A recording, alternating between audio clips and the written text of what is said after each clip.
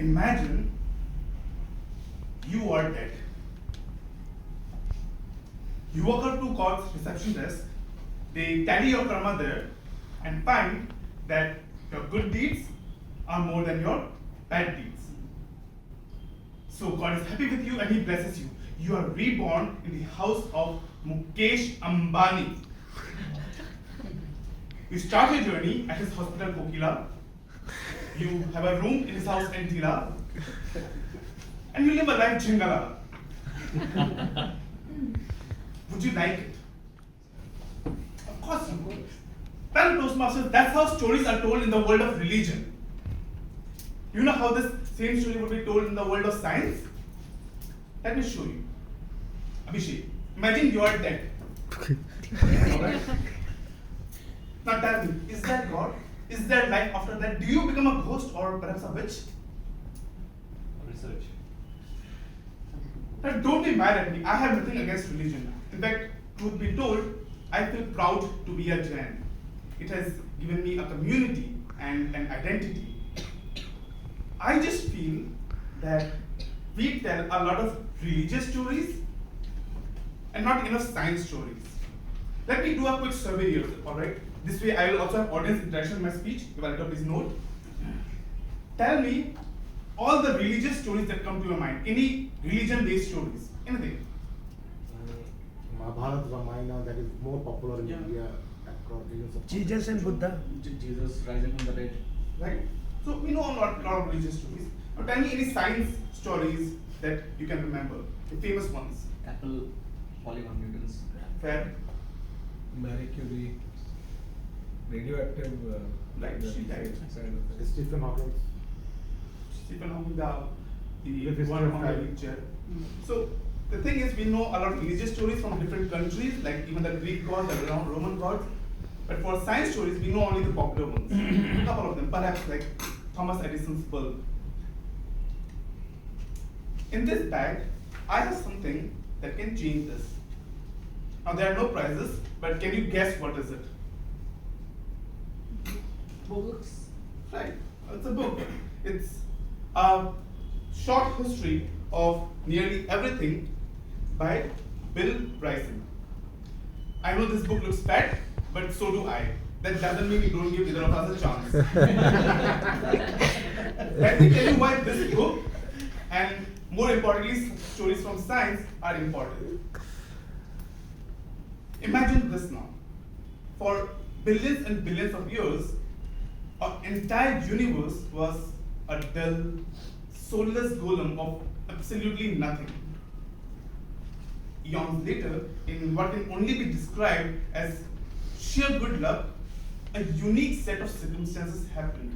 Just the right temperature, just the right pressure, little elements, a big bang came together to create what we call Earth. These circumstances were so impossible to happen simultaneously that it has been termed as winning the cosmic lottery. But the story doesn't end here.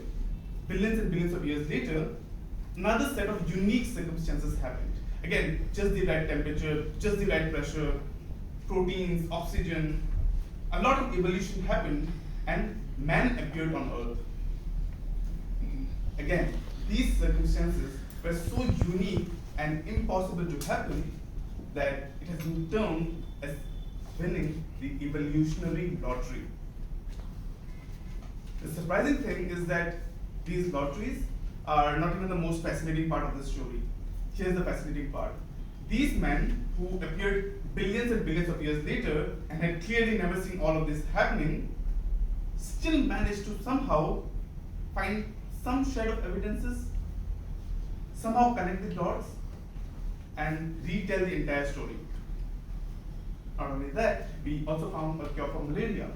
We found the anesthesia. We built the wall, we built the pyramids, mad science history, unraveling the mystery. It all started The Big Bang. with the Big Bang. Back.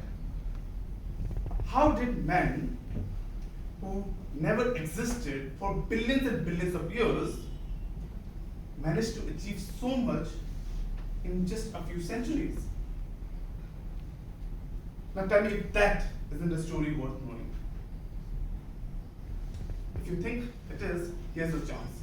The best way of describing this book is a series of short, interconnected stories told in a fun manner that tell you how everything from the Big Bang happened to how did we learn about it.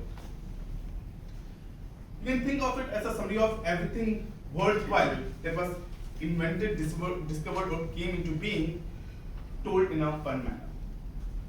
Let me give you a small glimpse from this book. About 150 years back, a young, brilliant man was confused about his career, if he should take up physics or maths. Like many of us, he consulted his seniors. His seniors told him, don't take physics. Everything that is to be discovered in the world of physics has already been discovered. Don't waste your talent there. Take up maths.